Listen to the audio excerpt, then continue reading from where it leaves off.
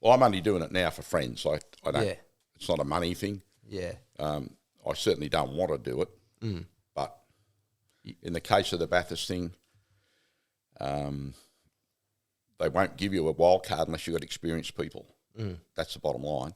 And if you think about how the show is, that makes sense. Probably the only smart thing I've seen out of Supercars in a long time. The wild card thing. Well, the fact that they make you take experienced people. Yeah, right. If you get a pile of blokes out of dev, they've never done pit stops, like never done brake changes, never done a strategy, like it has never done refueling. Yeah. So that it has the potential to be cars with wheels falling off and fires and all sorts of, where they get all hyped because all of a sudden they're in the big time, they get overhyped. Like I had to have a serious chat to the driver after qualifying because he basically should have done a lot better than he did. Yeah. Working on the previous session. Yeah. But he lost it. Like the moment got to him, and that's understandable. Go, go, go! And you're doing it, he's in! That's a massive crash. And it's happened immediately! This is amazing! Big shot, and it's lights out, and away we go! Justin and the guys that you were hanging with, because you're the team manager instead of engineer, because I came in there because that's what I'm normally used to seeing you do. Yeah. Were you like trying to calm them down because they're just all young and hyped? What I was trying to do was head off that crap that happened in the first lap. Like, I sent them an email before the first test day even saying, these are the things that 30 years has taught me. Yeah.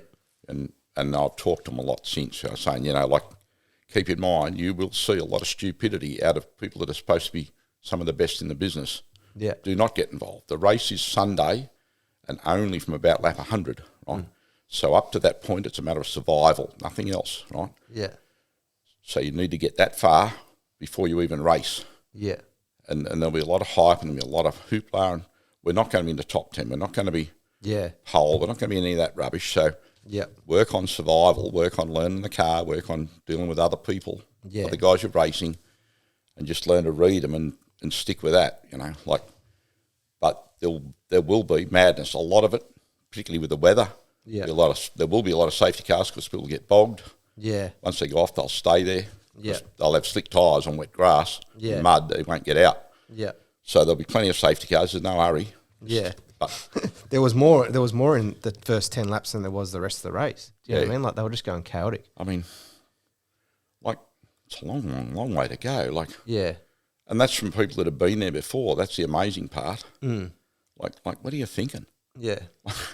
It was just, I don't know, like as you said, it just, even when we race Formula 4, like, how Bruce and I race, because we're experienced, we race each other, what I mean? Formula 4, for me anyway, just teaches you that it's chaotic anyway. Do you know what I mean? It just teaches you to settle down. A Formula Ford, particularly not so much now because it's fair income. Yeah. Back in the day when it was the stepping stone to go anywhere, there were 54 entries, for example, right? It was mad, and you had to get on with it. And when I went to start driving for things at Bathurst, I had a massive adaptation of, no, there is no hurry. If this bloke wants to be crazy, let him be crazy. You might not even have to race him because let him go and crash into somebody else, Yeah. But in Formula Ford, it's whish bang, isn't it? So you don't have that long, if you know what I mean. You don't have all day. So Formula Ford teaches you to drive, and it teaches you good reflexes. It teaches you a million things. Yeah. It teaches you to sort the car, and it teaches a lot of spatial awareness because you've got no mudguards to help you. Yeah. But it doesn't teach you the patience, and neither does Dev Series. Because Dev Series is quite often a 20-lap race with 5 racing laps and 15 safety car laps. Yeah. So they've all learnt to get on with it now. Yeah. Because this might be the only race. You know, there might be a safety car. They might finish it under a safety car or call it off because they've used to race with the main game, and the main game's the game. Yeah. So they'll chop your race 5 laps short if they have to make sure it runs on time for the television. Yeah. So those guys are trained to get on with it. So you got to slap them around the face. No, get that out of your head. This is a whole different game. This is about survival, not making the opportunity happen right now. Yeah. There's plenty of time for opportunities. You might not even need to race that bloke by the end of the day. Yeah. So don't get pig-headed and start getting into a who you picking, who you might pick, who you find out type game. But you might not have to do that in a a long all-day race, particularly if the conditions are really tricky. If you survive it, you might pass 5 people just by not doing anything silly, you know. Yeah. So it's a very different sort of game. So I spent a long time telling them about that. They probably, Christ, the old bloke's nagging again, you know. Yeah. But in the end, they did listen. They listened very well, and they did survive, by and large, you know. In a day that's got plenty of days for an opportunity to things to go wrong, they did very few mistakes between them. Matt had a couple of offs. Jalen managed to flat spot a tyre, but really, was that due to him? Was that due to his exhaustion though? Because is that why he flat spotted? Or was that just trying to him putting a quick lap? No, it might be he's avoiding somebody. Yeah, okay. He might be getting a little bit tired, you know. Because I did say to him, "You will get tired. Yeah, this is not 5 laps and sit down and have a break overnight. This is all day." Yeah. So we did have a drink bottle failure because we had a mixed pit crew. Yeah. Oh, because you were shared with the Blanchards. To get the I totally forgot about that. To get the drink bottle out, you have to push a little button. It's clipped in. Yeah. So I had to push the clip. Well, we didn't tell the bloke that, did we? Like in all the million things you got to remember. So he's grabbed the drink bottle.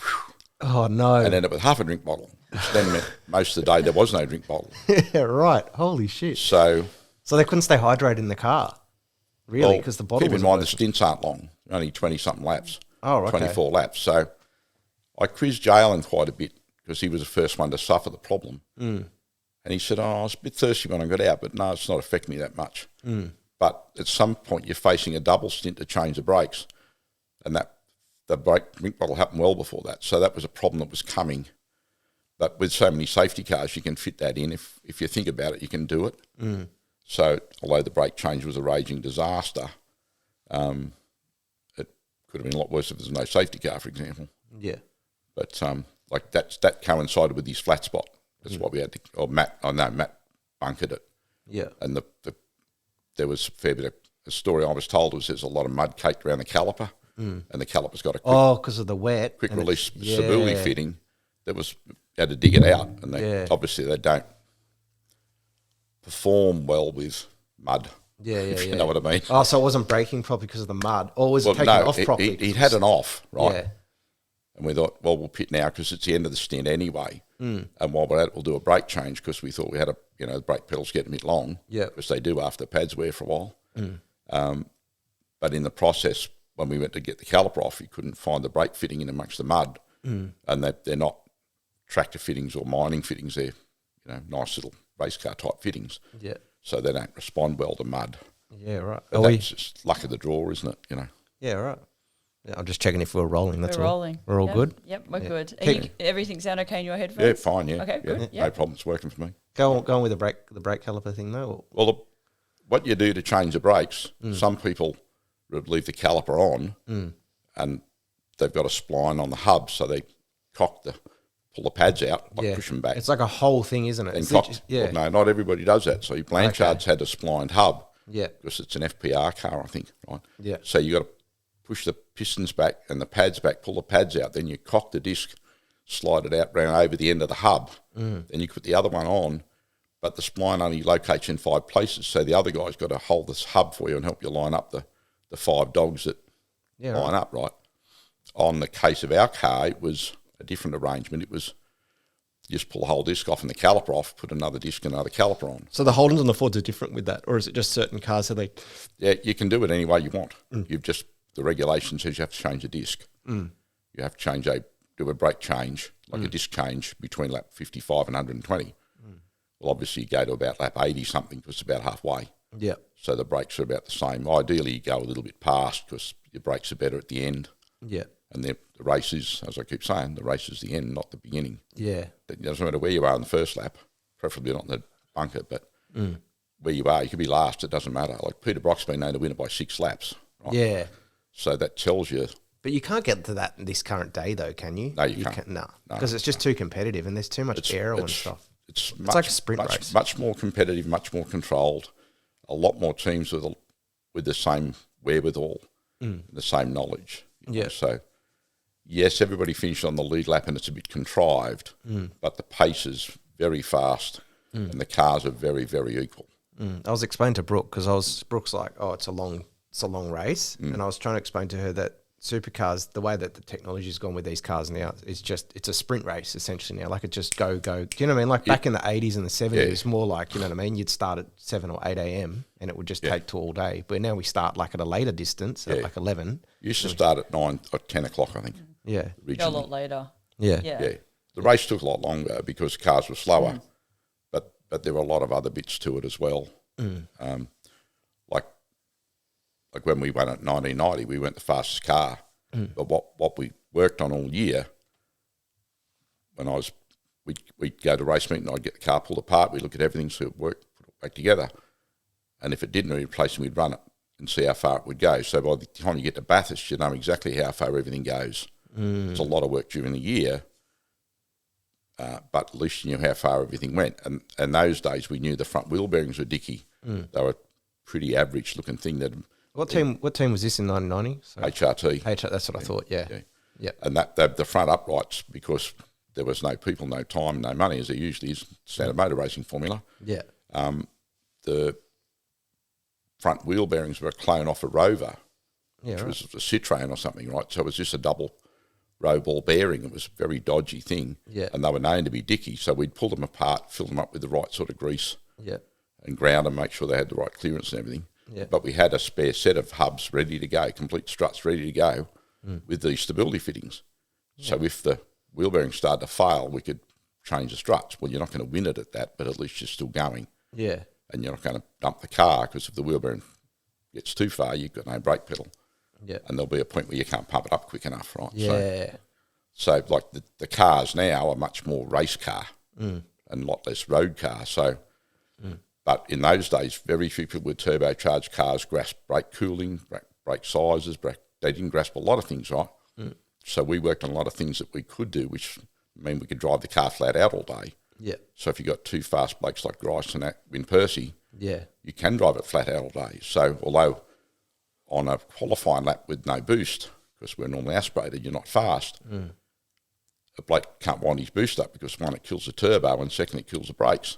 Yeah. So, and Commodores had bigger tyres, which at Bathurst not a big thing. It's not particularly hard on tyres, but if you've got a Sierra with 650 horsepower and 8-inch wheels, it becomes pretty critical. Yeah. So it was we had advantages. We just played to them. Yeah. And at the end of the day, HRT had 2 cars in the first 5, and Larry was a third. Yeah. So there were 5 Commodores in the first 3 Commodores, in the first 5 cars.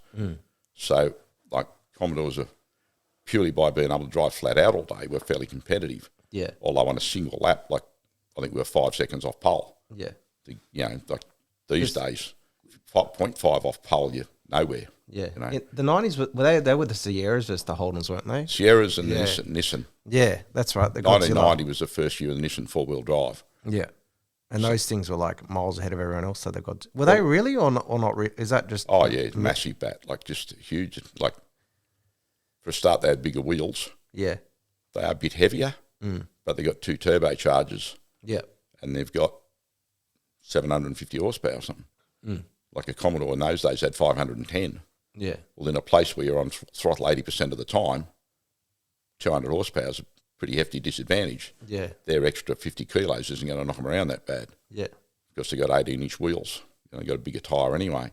Yeah. Effectively. So, like it was a very unfair arrangement. Yeah. Fortunately, in 1990, the car, like the Nissan being, that was its first year, and it wasn't particularly reliable. Yeah. So it came out recently that Freddie admitted in an interview they actually changed cars Saturday night.